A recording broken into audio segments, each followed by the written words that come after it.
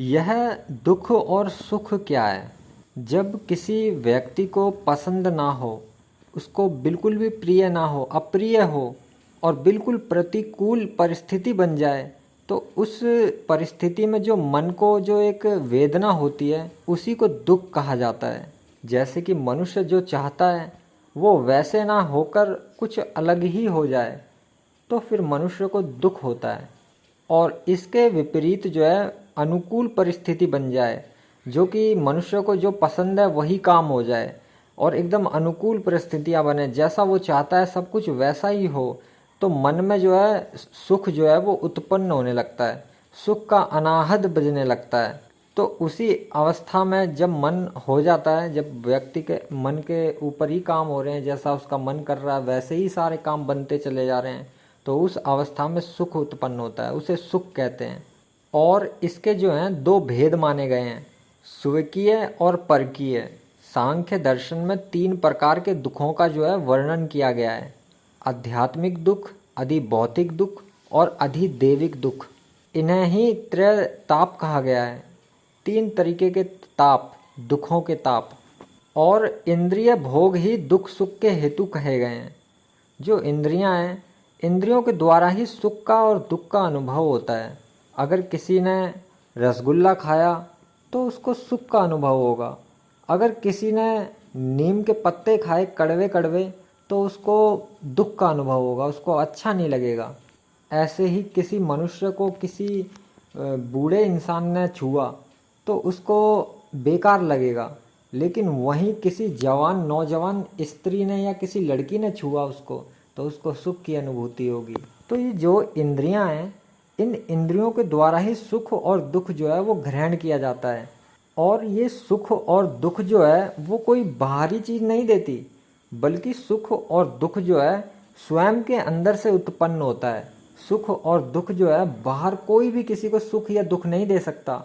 व्यक्ति स्वयं ही अपने आप को सुख देता है और स्वयं ही अपने आप को दुख देता है।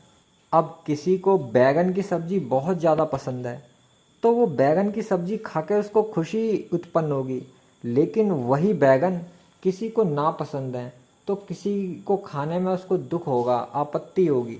तो फिर सुख और दुख बैगन में तो नहीं हुआ, क्योंकि अगर बैगन में ही सुख दुख होता, तो अगर बैगन में सुख होता तो उस व्यक्ति को भी, जिसको ना पसंद है बैगन, उसको भी सुख की अनुभूति होनी चाहिए थी, लेकिन उसको दुख की अनुभूति हुई। और जिसको पसंद है उसको सुख की अनुभूति हुई। तो इसलिए अगर सुख और दुख बाहरी चीज़ों में होता तो उस बैगन को खाने वाले दोनों प्राणियों को सुख की ही अनुभूति होनी चाहिए थी, लेकिन ऐसा नहीं होता है। एक को सुख होता है, जिसको पसंद है उसको तो अच्छा ही लगेगा, लेकिन जिसको ना पसंद है उसको बुरा लगेगा। तो ये सुख और दुख हैं, ये बाहरी चीज़ें नहीं देती हैं, बल्कि व्यक्ति जो है खुद अपने अंदर प्रकट करता है इन भावनाओं को, सुख की और दुख की। और जिस व्यक्ति ने अपने इंद्रियों को संयम में रख रखा है, अपने इंद्रियों को वश में कर रखा है, तो जिस व्यक्ति ने जितेंद्रिय है और अपने इंद्रियों को वश में कर रखा हो, तो ऐसे मनुष्य को तो सुख ही सुख प्राप्त होता है। और जिस मनुष्य ने अपने इंद्रियों को अपने बस में नहीं कर रखा, इंद्रियां उसकी सारी असंयम पड़ी है, यानी कि कोई भी इंद्रिय उसके बस में नहीं है, तो ऐसे व्यक्ति को तो दुख ही दुख प्राप्त होता है। और उपनिषदों में भी कहा गया है, जो अनित्य और नश्वर है वह सब दुख ही है, क्योंकि जो अंत हो जाएगा जिसका, वो सब दुख है। और केवल नित्य और शाश्वत ही सुख स्वरूप है, जो हमेशा रहता है वो सुख है। और गीता में भी भगवान श्री कृष्ण जी ने कहा है कि सुख दुख लाभ हानि और जय पराजय को समान भाव से ग्रहण करना चाहिए।